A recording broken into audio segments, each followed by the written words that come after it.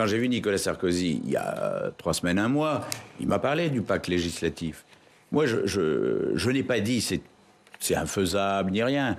J'ai dit, d'abord, pour qu'il y ait un pacte, quel qu'il soit, il faut être deux. Moi, je n'ai pas entendu le président de la République dire « je souhaite travailler avec les Républicains ». Au sort du premier tour aussi, il a une ouverture. Il a dit quoi? Il a dit quoi? Je l'ai entendu dire... Non. Reprenez tout. Pas seulement ce qui vous arrange. Entre les 2 tours, on a entendu Macron dire « il n'y a pas d'accord avec Nicolas Sarkozy ». Entre les 2 tours, on a entendu le président de la République dire « je souhaite une formation, un parti unique de la majorité ». Alors, on se dit, nous, on ne veut pas être fondu dans un parti unique, donc ça, non. Il ne veut pas d'un accord avec Nicolas Sarkozy, ça veut dire quoi? Ça veut dire quoi par rapport au pacte législatif que l'on nous propose, ou que, de notre côté, certains souhaitent? S'il n'y a pas de retour, pour le moment, il n'y a rien. Mais c'est un retour. Quel retour?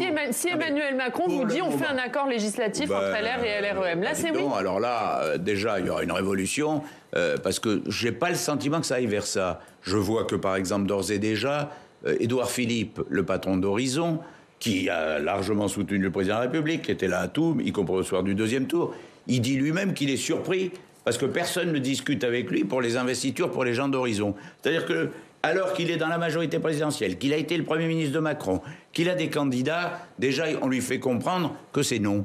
Alors, par rapport à nous, le problème ne se pose même pas. Moi, je crois, les choses sont simples. Je crois qu'il faut qu'on y aille sous nos couleurs, qu'on arrive à conserver le maximum de circos. Et discuter après les législatives, vous discutez. Mais on ne discute que sur un rapport de force.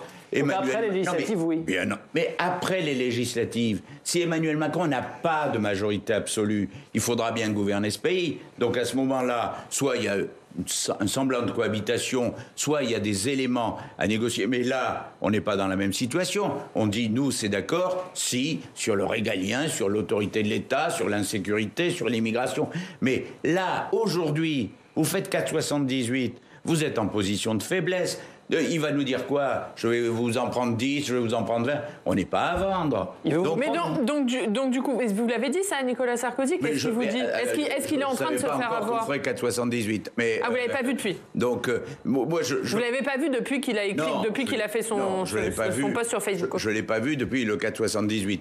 Mais le problème, moi je dis, enfin, chacun sait l'admiration, l'amitié et l'affection que j'ai pour Nicolas Sarkozy depuis toujours, à qui je serai à vie reconnaissant de m'avoir fait rentrer dans un gouvernement et de participer au redressement des choses.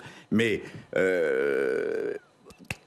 on n'est pas dans une négociation en force aujourd'hui. Mais vous dites, là, il fait une erreur politique. Non, je ne dis pas qu'il fait une erreur politique. Je dis, il a essayé quelque chose, il essaye quelque chose pour sauvegarder la famille. Sauf que pour avancer là-dessus, il eût fallu quelqu'un qui, de l'autre côté, parce qu'il faut être deux, qui, de l'autre côté, soit ouvert au fait de se dire « j'accepte l'idée de ne pas faire que ce que je veux, mais de reprendre des idées, des projets, des thèmes chez les autres ».